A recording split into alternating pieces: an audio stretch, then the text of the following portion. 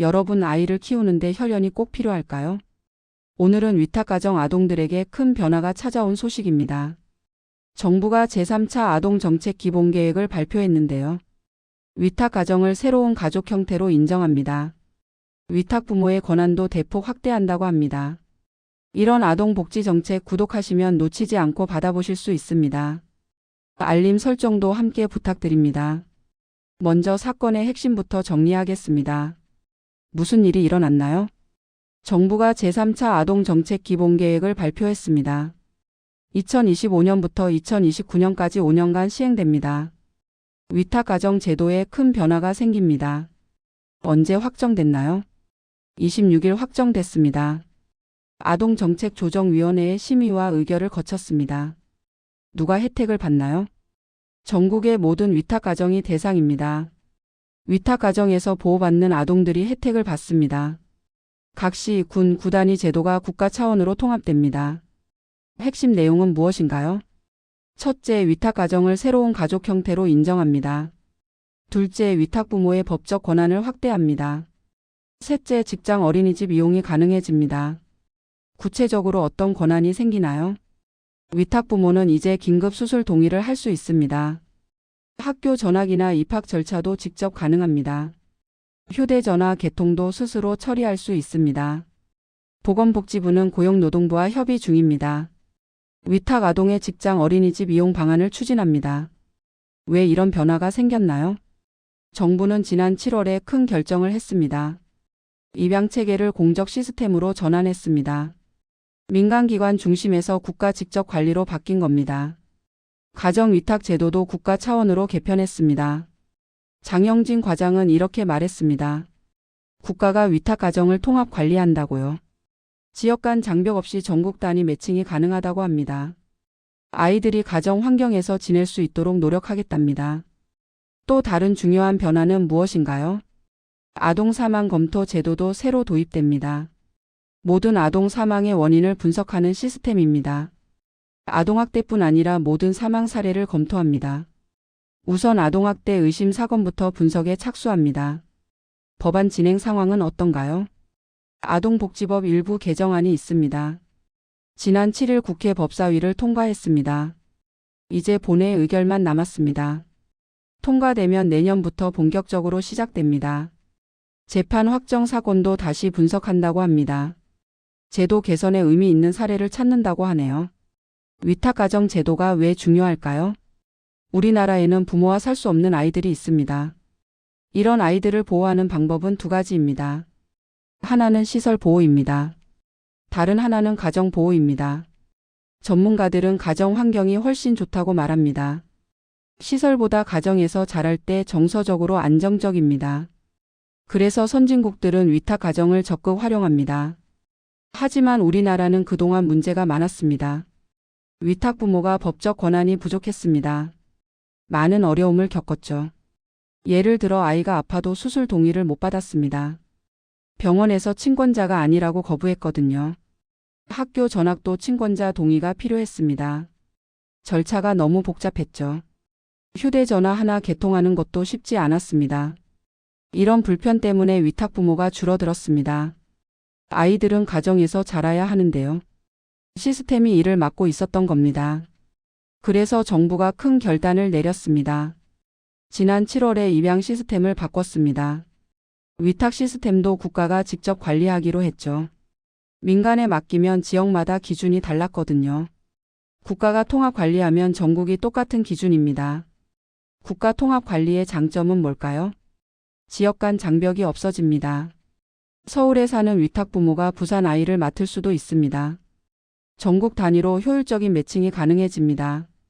아이 특성과 가정 환경을 고려한 최적의 매칭이죠. 아동 사망 검토 제도는 왜 필요할까요? 우리 사회에서 아이가 죽는 일이 생깁니다. 그런데 원인을 제대로 분석하는 시스템이 없었습니다. 특히 아동학대로 사망하는 경우요. 사건이 끝나면 그냥 묻혔습니다. 정부는 이제 모든 아동 사망을 검토합니다. 재판이 끝난 사건도 다시 분석합니다. 제도 개선에 의미 있는 사례를 찾습니다. 그래서 정책적 시사점을 도출한다고 합니다. 같은 비극이 반복되지 않도록 하는 거죠. 외국은 어떻게 하고 있을까요? 미국은 아동 사망 검토팀이 있습니다. 영국도 심각 사례 검토 시스템이 있습니다. 모든 아동 사망을 다학제팀이 분석합니다. 의사, 경찰, 사회복지사가 함께 검토하죠. 그래서 예방 가능한 사망을 줄입니다. 우리나라도 이제 같은 길을 갑니다. 늦었지만 반드시 필요한 제도입니다. 생활 적용 팁. 첫째, 위탁부모가 되고 싶다면 지금이 기회입니다. 국가가 직접 관리하면서 시스템이 투명해졌습니다. 주소지 관계없이 전국 단위로 매칭됩니다. 관심 있으신 분은 시, 군, 구청에 문의하세요. 보건복지상담센터 1232에 전화해도 됩니다. 둘째, 위탁가정으로 아이를 키운다면 권한을 확인하세요. 앞으로는 긴급 수술 동의가 가능해집니다. 학교 전학 입학 절차도 직접 하실 수 있습니다. 휴대전화 개통도 훨씬 쉬워질 겁니다. 구체적 시행 시기는 법령 정비 후 공지됩니다.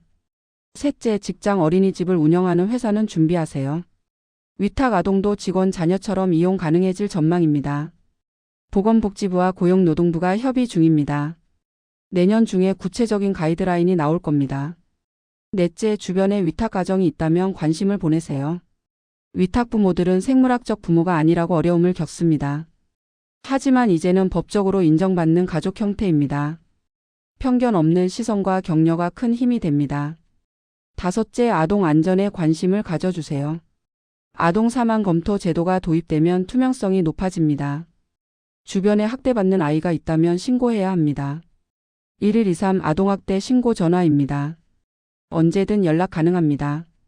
여섯째, 아동수당 확대 소식도 기억하세요. 정부는 만 8세까지 아동수당 확대를 추진 중입니다. 국회에서 법 개정이 지연되고 있습니다.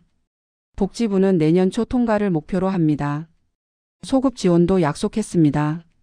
자녀가 있는 가정은 관련 소식을 확인하세요. 일곱째, 제3차 아동정책 기본계획 전체를 살펴보세요. 5년간 추진될 78개 과제가 담겨 있습니다. 모든 아동의 건강한 성장이 목표입니다. 도움 필요한 아동에 대한 국가 책임도 강화됩니다.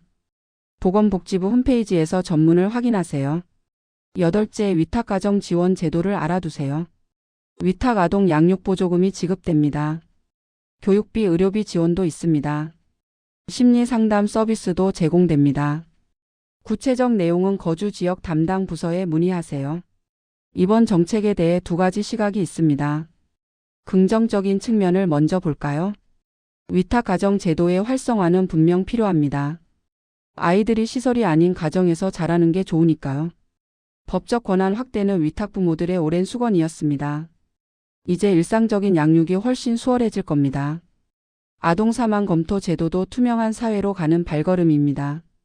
하지만 우려의 목소리도 있습니다. 법적 권한이 확대되면 위탁부모의 책임도 커집니다. 적절한 교육과 지원이 함께 필요하다는 지적이죠. 또한 위탁 가정 수가 절대적으로 부족합니다. 제도만 개선한다고 위탁 부모가 늘어날까요? 경제적 지원과 사회적 인식 개선도 필요합니다. 근본적인 질문이 있습니다. 혈연이 아니어도 진정한 가족이 될 수 있을까요? 법으로 권한을 준다고 사회적 편견이 사라질까요? 위탁 가정을 바라보는 우리의 시선은 준비됐을까요? 여러분은 어떻게 생각하시나요?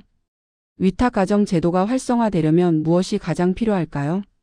오늘은 위탁 가정 아동 지원 확대를 알아봤습니다. 핵심을 다시 정리하면요. 위탁 가정을 새로운 가족 형태로 인정합니다. 위탁 부모 권한을 확대합니다. 아동 사망 검토 제도를 도입합니다. 다음 영상에서는 내년 달라지는 복지 제도를 정리해 드리겠습니다. 오늘의 톡뉴스였습니다. 감사합니다.